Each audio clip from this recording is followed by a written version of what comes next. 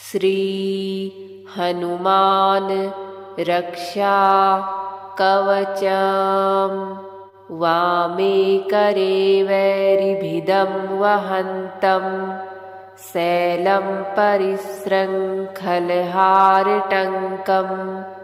दधानमच्छं तु सुवर्णवर्णं भजे ज्वलत्कुण्डलमाञ्जनेयम्। पद्मरागमणिकुण्डलत्विषा पाटलीकृतकपोलमस्तकं। दिव्यहेमकदलीवनान्तरे भावयामि पवमाननन्दनम्। उद्यदादित्यसङ्काशम् उदारभुजविक्रमं कन्दर्पकोटिलावण्यं सर्वविद्याविशारदम्। श्रीरामहृदयानन्दं भक्तकल्पमहीरुहम् अभयं वरदं दोर्भ्यां कलये मारुतात्मजम्। वामहस्तमहाकृच्छ्र दशास्य करमर्दनम् उद्यद्वीक्षणकोदण्डं हनुमन्तं विचिन्तयेत्। हनुमान् अञ्जनीसूनुर्वायुपुत्रो महाबलः रामेष्टः फाल्गुनसखः पिङ्गाक्षो मितविक्रमः। उदधिक्रमणश्चैव सीताशोकविनाशनः लक्ष्मणप्राणदाता च दशग्रीवस्य दर्पः। एवं 12 नामानि कपीन्द्रस्य महात्मनः। स्वापकाले प्रबोधे च यात्राकाले च यः पठेत् तस्य सर्वभयं नास्ति रणे च विजयी भवेत्। उल्लङ्घय सिन्धोः सलिलं सलीलं यः शोकवह्निं जनकात्मजायाः। आदाय तेनैव ददाह लङ्कां नमामि तं प्राञ्जलिराञ्जनेयम्। स्फटिकाभं स्वर्णकान्तिं द्विभुजं च कृताञ्जलिं कुण्डलद्वयसंशोभि मुखाम्भोजं हरिं भजे। मनोजवं मारुततुल्यवेगं जितेन्द्रियं बुद्धिमतां वरिष्ठं। वातात्मजं वानरयूथमुख्यं श्रीरामदूतं शिरसा नमामि। वामे करे वैरिभिदं वहन्तं शैलं परिसृङ्खलहारटङ्कं। दधानमच्छं तु सुवर्णवर्णं भजे ज्वलत्कुण्डलमाञ्जनेयम्। पद्मरागमणिकुण्डलत्विषा पाटलीकृतकपोलमस्तकं। दिव्यहेमकदलीवनान्तरे भावयामि पवमाननन्दनम्। उद्यदादित्यसङ्काशम् उदारभुजविक्रमं कन्दर्पकोटिलावण्यं सर्वविद्याविशारदम्। श्रीरामहृदयानन्दं भक्तकल्पमहीरुहम् अभयं वरदं दोर्भ्यां कलये मारुतात्मजम्। वामहस्तमहाकृच्छ्र दशास्य करमर्दनम् उद्यद्वीक्षणकोदण्डम् हनुमन्तं विचिन्तयेत्। हनुमान् अञ्जनीसूनुर्वायुपुत्रो महाबलः रामेष्टः फाल्गुनसखः पिङ्गाक्षो मितविक्रमः उदधिक्रमणश्चैव सीताशोकविनाशनः लक्ष्मणप्राणदाता च दशग्रीवस्य दर्पः। एवं 12 नामानि कपीन्द्रस्य महात्मनः स्वापकाले प्रबोधे च यात्राकाले च यः पठेत् तस्य सर्वभयं नास्ति रणे च विजयी भवेत्। उल्लङ्घय सिन्धोः सलिलं सलीलं यः शोकवह्निं जनकात्मजायाः आदाय तेनैव ददाह लङ्कां नमामि तं प्राञ्जलिराञ्जनेयम्। स्फटिकाभं स्वर्णकान्तिं द्विभुजं च कृताञ्जलिं कुण्डलद्वयसंशोभी मुखाम्भोजं हरिं भजे। मनोजवं मारुततुल्यवेगं जितेन्द्रियं बुद्धिमतां वरिष्ठं वातात्मजं वानरयूथमुख्यं श्रीरामदूतं शिरसा नमामि। वामे करे वैरिभिदं वहन्तं शैलं परिशृङ्खलहारटङ्कं दधानमच्छं तु सुवर्णवर्णं भजे ज्वलत्कुण्डलमाञ्जनेयम्। पद्मरागमणिकुण्डलत्विषा पाटलीकृतकपोलमस्तकं दिव्यहेमकदलीवनान्तरे भावयामि पवमाननन्दनम्। उद्यदादित्यसङ्काशम् उदारभुजविक्रमं कन्दर्पकोटिलावण्यं सर्वविद्याविशारदम्। श्रीरामहृदयानन्दं भक्तकल्पमहीरुहम् अभयं वरदं दोर्भ्यां कलये मारुतात्मजम्। वामहस्तमहाकृच्छ्र दशास्य करमर्दनम् उद्यद्वीक्षणकोदण्डम् हनुमन्तं विचिन्तयेत्। हनुमान् अञ्जनीसूनुर्वायुपुत्रो महाबलः रामेष्टः फाल्गुनसखः पिङ्गाक्षो मितविक्रमः उदधिक्रमणश्चैव सीताशोकविनाशनः लक्ष्मणप्राणदाता च दशग्रीवस्य दर्पः। एवं 12 नामानि कपीन्द्रस्य महात्मनः स्वापकाले प्रबोधे च यात्राकाले च यः पठेत् तस्य सर्वभयं नास्ति रणे च विजयी भवेत्। उल्लङ्घय सिन्धोः सलिलं सलीलं यः शोकवह्निं जनकात्मजायाः आदाय तेनैव ददाह लङ्कां नमामि तं प्राञ्जलिराञ्जनेयम्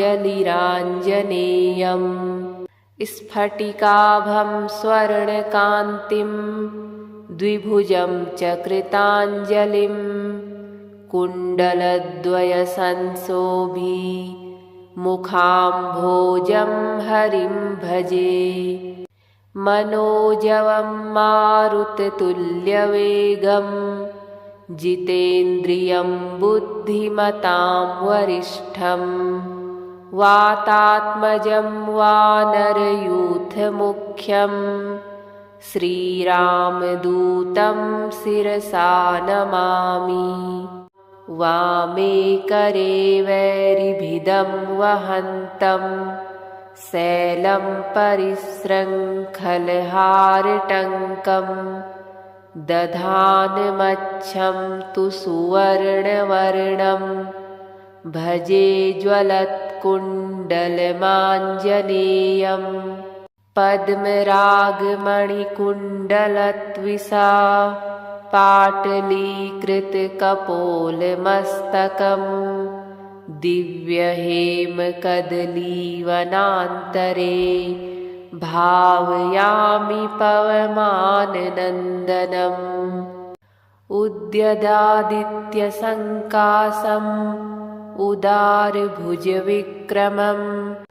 कन्दर्पकोटिलावण्यं सर्वविद्याविशारदं श्रीरामहृदयानन्दं भक्तकल्पमहीरुहम् अभयं वरदं दोर्भ्यां कलये मारुतात्मजम् वामहस्तमहाकृच्छ्र दशास्य करमर्दनम् उद्यद्वीक्षणकोदण्डं हनुमन्तं विचिन्तयेत् हनुमान् अञ्जनीसूनुर्वायुपुत्रो महाबलः रामेष्टः फाल्गुनसखः पिङ्गाक्षोमितविक्रमः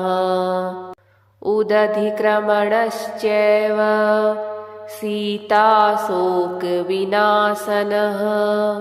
लक्ष्मणप्राणदाता च दशग्रीवस्य दर्पः एवं 12 नामानि कपीन्द्रस्य महात्मनः स्वापकाले प्रबोधे च यात्राकाले च यः पठेत् तस्य सर्वभयं नास्ति रणे च विजयी भवेत् उल्लङ्घय सिन्धोः सलिलं सलीलं यः शोकवह्निं जनकात्मजायाः आदाय तेनैव ददाह लङ्कां नमामि तं प्राञ्जलिराञ्जनेयम्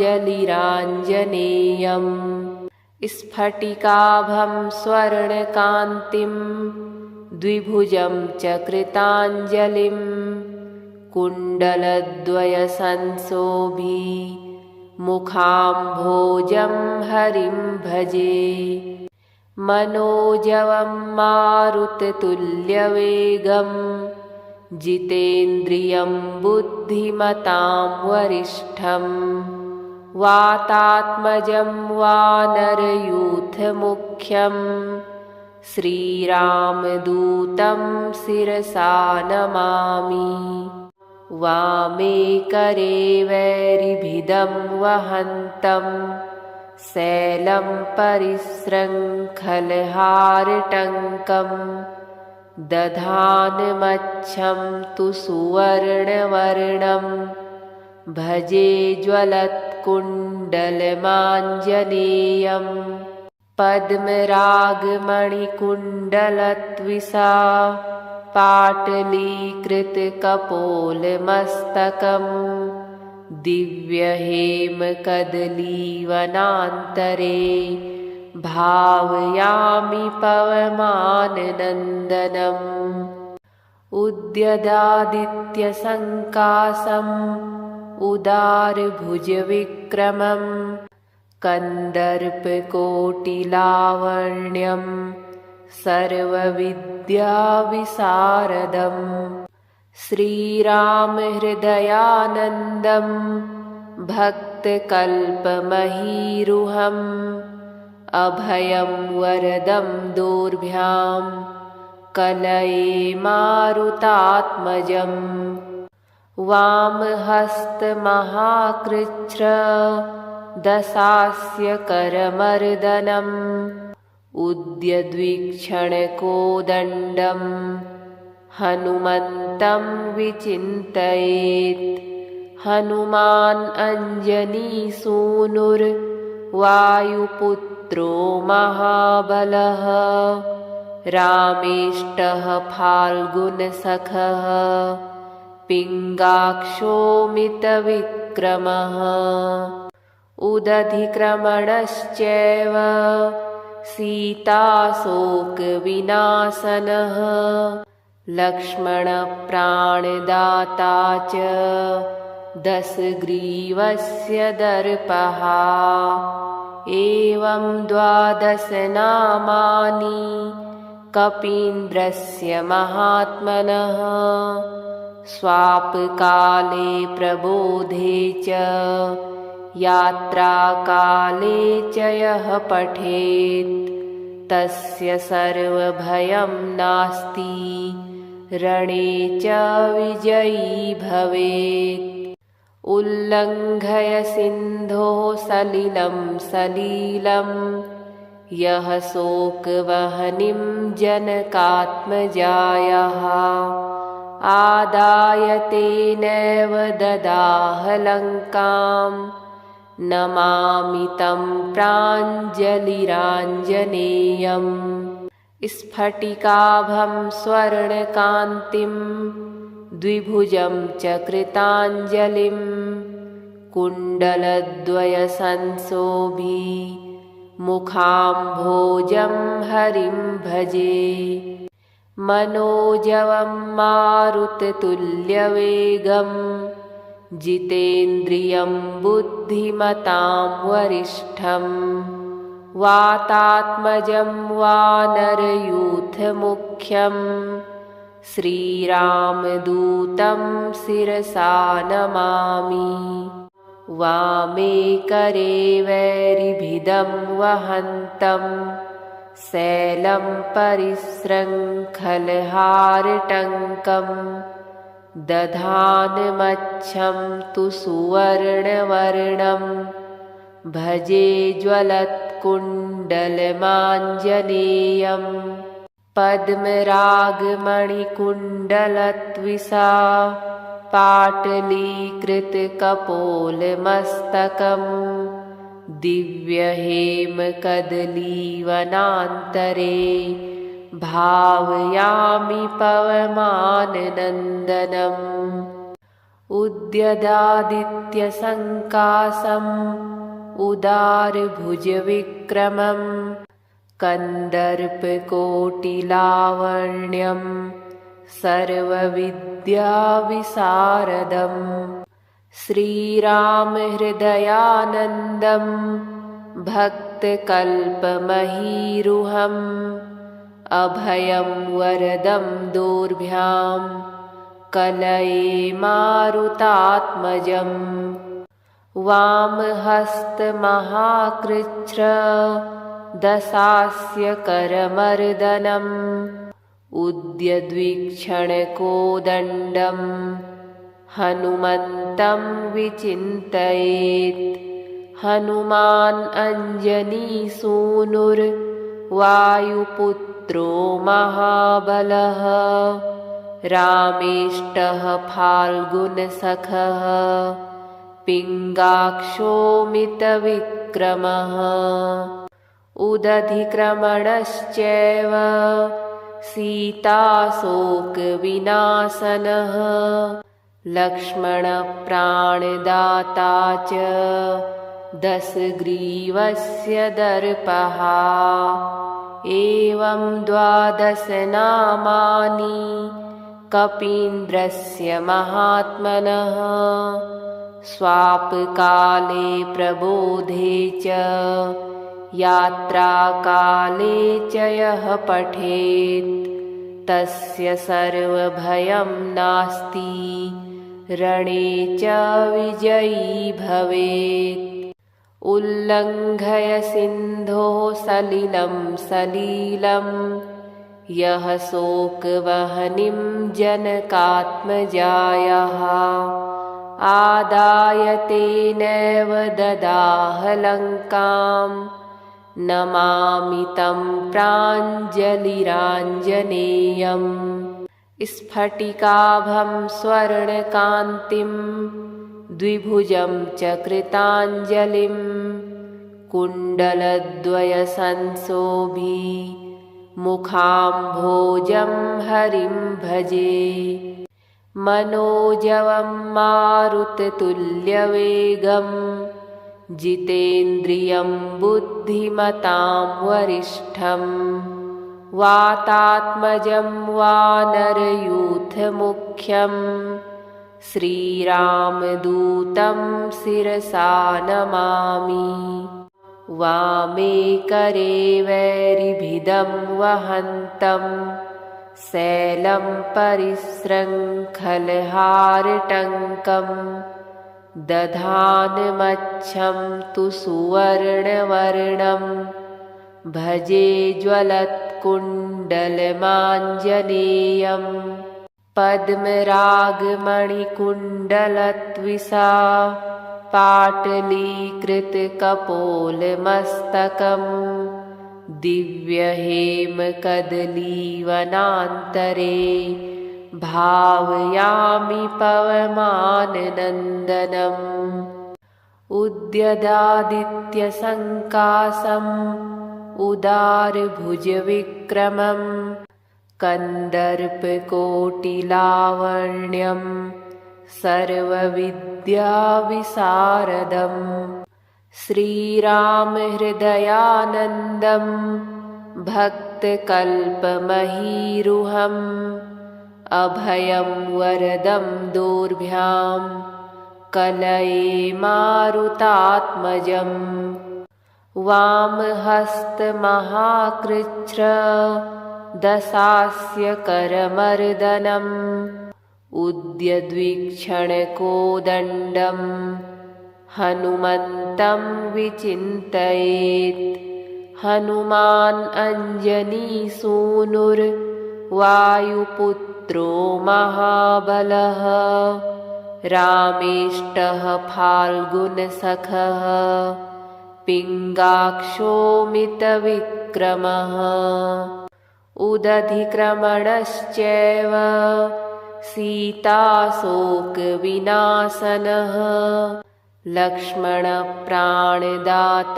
च दशग्रीवस्य दर्पः एवं 12 नामानि कपीन्द्रस्य महात्मनः स्वापकाले प्रबोधे च यात्राकाले च यः पठेत् तस्य सर्वभयं नास्ति रणे च विजयी भवेत्। उल्लङ्घय सिन्धोः सलिलं सलीलं यः शोकवह्निं जनकात्मजायाः आदाय तेनैव ददाह लङ्कां नमामि तं प्राञ्जलिराञ्जनेयम्। स्फटिकाभं स्वर्णकान्तिं द्विभुजं च कृताञ्जलिं कुण्डलद्वयसंशोभी मुखाम्भोजं हरिं भजे। मनोजवं मारुततुल्यवेगं जितेन्द्रियं बुद्धिमतां वरिष्ठं वातात्मजं वानरयूथमुख्यं श्रीरामदूतं शिरसा नमामि। वामे करे वैरिभिदं वहन्तं शैलं परिशृङ्खलहारटङ्कं दधानमच्छं तु सुवर्णवर्णं भजे ज्वलत्कुण्डलमाञ्जनेयं पद्मरागमणिकुण्डलत्विषा पाटलीकृतकपोलमस्तकं दिव्यहेमकदलीवनान्तरे भावयामि पवमाननन्दनम्। उद्यदादित्यसङ्कासम् उदारभुजविक्रमं कन्दर्पकोटिलावण्यं सर्वविद्याविशारदं श्रीरामहृदयानन्दं भक्तकल्पमहीरुहम् अभयं वरदं दोर्भ्यां कलये मारुतात्मजम्। वामहस्तमहाकृच्छ्र दशास्य करमर्दनम् उद्यद्वीक्षणकोदण्डं हनुमन्तं विचिन्तयेत्। हनुमान् अञ्जनीसूनुर्वायुपुत्रो महाबलः रामेष्टः फाल्गुनसखः पिङ्गाक्षो मितविक्रमः। उदधिक्रमणश्चैव सीताशोकविनाशनः लक्ष्मणप्राणदाता च दशग्रीवस्य दर्पः। एवं 12 नामानि कपीन्द्रस्य महात्मनः स्वापकाले प्रबोधे च यात्राकाले च यः पठेत् तस्य सर्वभयं नास्ति रणे च विजयी भवेत्। उल्लङ्घय सिन्धोः सलिलं सलीलं यः शोकवह्निं जनकात्मजायाः आदाय तेनैव ददाह लङ्कां नमामि तं प्राञ्जलिराञ्जनेयम्। स्फटिकाभं स्वर्णकान्तिं द्विभुजं च कृताञ्जलिं कुण्डलद्वयसंशोभि मुखाम्भोजं हरिं भजे। मनोजवं मारुततुल्यवेगं जितेन्द्रियं बुद्धिमतां वरिष्ठं वातात्मजं वानरयूथमुख्यं श्रीरामदूतं शिरसा नमामि। वामे करे वैरिभिदं वहन्तं शैलं परिशृङ्खलहारटङ्कं दधानमच्छं तु सुवर्णवर्णं भजे ज्वलत्कुण्डलमाञ्जनेयं पद्मरागमणिकुण्डलत्विषा पाटलीकृतकपोलमस्तकं दिव्यहेमकदलीवनान्तरे भावयामि पवमाननन्दनम्।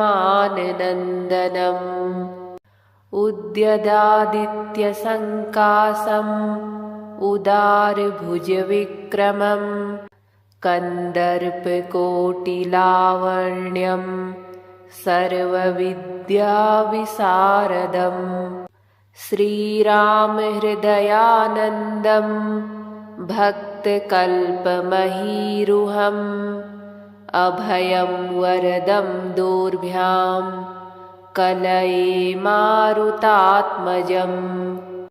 वामहस्तमहाकृच्छ्र दशास्य करमर्दनम् उद्यद्वीक्षणकोदण्डम् हनुमन्तं विचिन्तयेत्।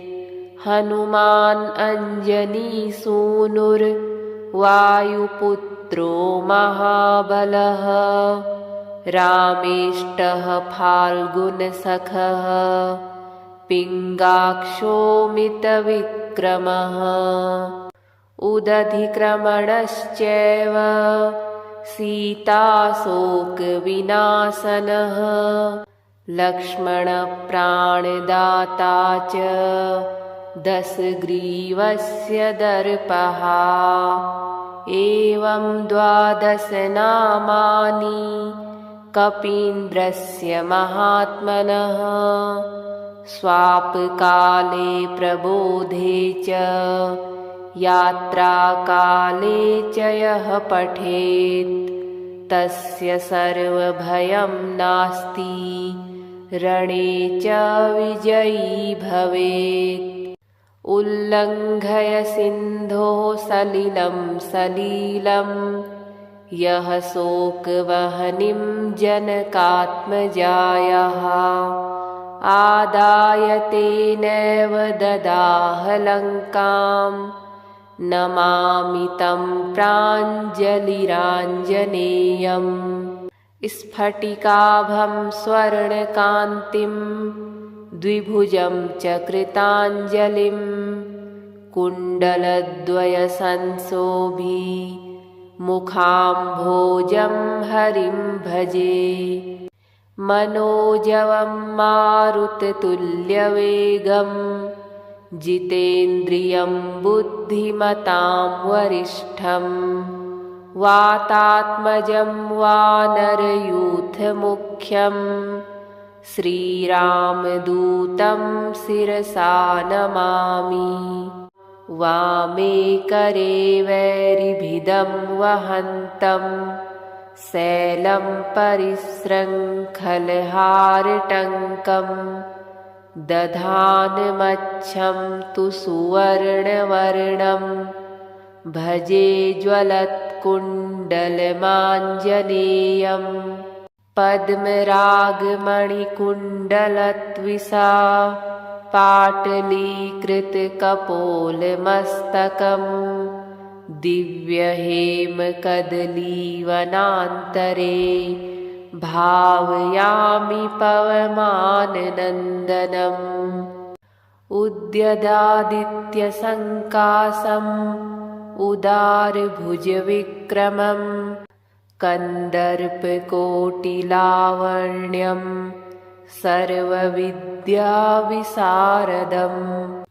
श्रीरामहृदयानन्दं भक्तकल्पमहीरुहम् अभयं वरदं दोर्भ्यां कलये मारुतात्मजम्।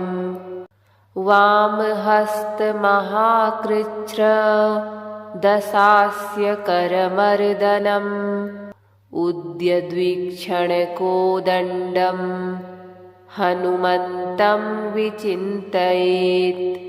हनुमान् अञ्जनीसूनुर्वायुपुत्रो महाबलः रामेष्टः फाल्गुनसखः पिङ्गाक्षो मितविक्रमः उदधिक्रमणश्चैव सीताशोकविनाशनः लक्ष्मणप्राणदाता च दशग्रीवस्य दर्पः। एवं 12 नामानि कपीन्द्रस्य महात्मनः स्वापकाले प्रबोधे च यात्राकाले च यः पठेत् तस्य सर्वभयं नास्ति रणे च विजयी भवेत्।